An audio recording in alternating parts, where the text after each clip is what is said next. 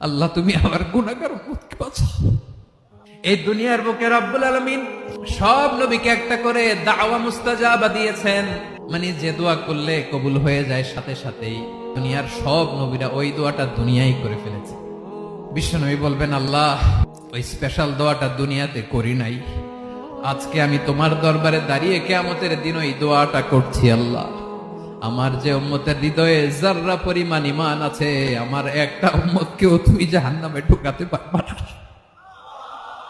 বিশ্বনবী পাগলের মতো একবার হাউজে কাউসারে যাবেন, একবার সিরাতে যাবেন, একবার পুলসিরাতের দিকে, একবার হাউজে কাউসারের দিকে, পাগলের মতো দৌড়াতে থাকবেন।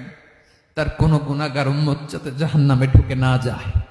উম্মতি বিশ্বনবী আমার জন্য কাঁদবেন, আপনার জন্য কাঁদবেন, আমাদের জন্য সেদিন কেঁদে কেঁদে জাহান্নামের দরজায় দাঁড়িয়ে আমাদেরকে টেনে টেনে জান্নাতে ঢুকাবেন।